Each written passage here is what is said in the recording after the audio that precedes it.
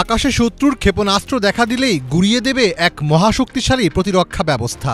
যুদ্ধবিমান, ড্রোন, ক্ষেপণাস্ত্র যাই হোক না কেন এই সোনালী গম্বুজ ঠেকিয়ে দেবে সব আক্রমণ। যুক্তরাষ্ট্রের আকাশকে ঢেকে ফেলা হবে এক অদৃশ্য নিরাপত্তা চাদরে। বিলিয়ন বিলিয়ন ডলার খরচ করে যুক্তরাষ্ট্র আনছে ইতিহাসের সবচেয়ে ব্যয়বহুল ও সবচেয়ে উচ্চ প্রযুক্তির প্রতিরক্ষা ব্যবস্থা গোল্ডেন ডোম।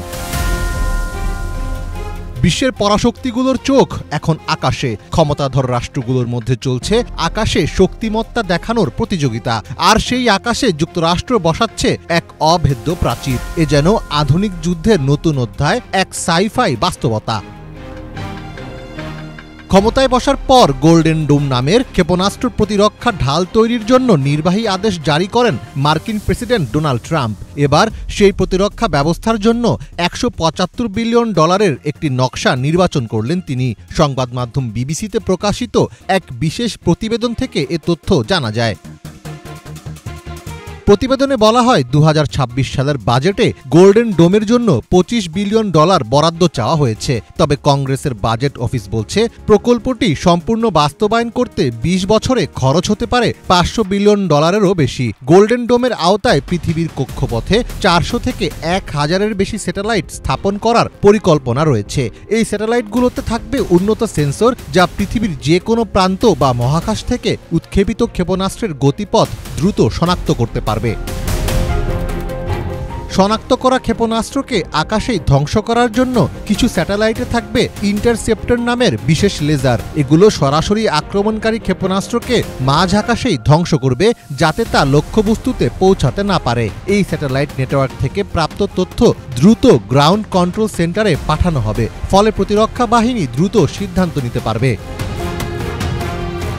20 মে ওভাল অফিসের এক সংবাদ সম্মেলনে ট্রাম্প বলেন, গোল্ডেন ডোম মহাকাশ ভিত্তিক সিস্টেম, যা চীন ও রাশিয়ার ক্ষেপণাস্ত্র হুমকি ঠেকাতে তৈরি করা হচ্ছে। এই কর্মসূচিকে সামরিক পরিকল্পনার মেরুদণ্ড বলে অভিহিত করেন তিনি। আমি আমেরিকান জনগণকে প্রতিশ্রুতি দিয়েছিলাম যে বিদেশি ক্ষেপণাস্ত্র আক্রমণের হুমকি থেকে আমাদের মাতৃভূমিকে রক্ষা করার জন্য একটি অত্যাধুনিক ক্ষেপণাস্ত্র প্রতিরক্ষা ব্যবস্থা তৈরি করব, এবং আমরা এটাই করছি। আজ আমি আনন্দের সাথে ঘোষণা করছি যে আমরা আনুষ্ঠানিকভাবে এই অত্যাধুনিক সিস্টেমের জন্য একটি নকশা নির্বাচন করেছি। আমার মেয়াদ শেষ হওয়ার আগেই এটি সম্পূর্ণরূপে কার্যকর হবে। আমাদের কাছে থাকবে সর্বকালের সেরা প্রতিরক্ষা সিস্টেম। মার্কিন স্পেস ফোর্সের জেনারেল মাইকেল গুইটলাইনকে এই প্রকল্পের নেতৃত্ব দেওয়ার জন্য নির্বাচন করেছেন ট্রাম্প। এই প্রকল্প একা সরকারের পক্ষে বাস্তবায়ন করা সম্ভব নয়, এজন্য বেসরকারি প্রতিষ্ঠানগুলোর সাহায্য দরকার হবে। ইতোমধ্যে ইলন মাস্কের কোম্পানি স্পেস এক্স ছাড়াও এন্ডুরিল ও পালান্টিন নামে আরও 2টি প্রযুক্তি কোম্পানি চুক্তির জন্য লবিং শুরু করেছে।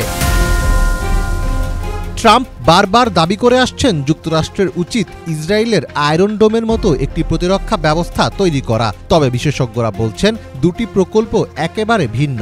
আয়রন ডোম ছোট এলাকা সুরক্ষায় ব্যবহৃত হয়, আর ট্রাম্পের গোল্ডেন ডোম মহাকাশ থেকে পুরো যুক্তরাষ্ট্রকে রক্ষা করবে, যা প্রযুক্তি ও ব্যয়ের দিক থেকে অনেক বড় চ্যালেঞ্জ। মীর ফজলে রাব্বি, বাংলা ভিশন।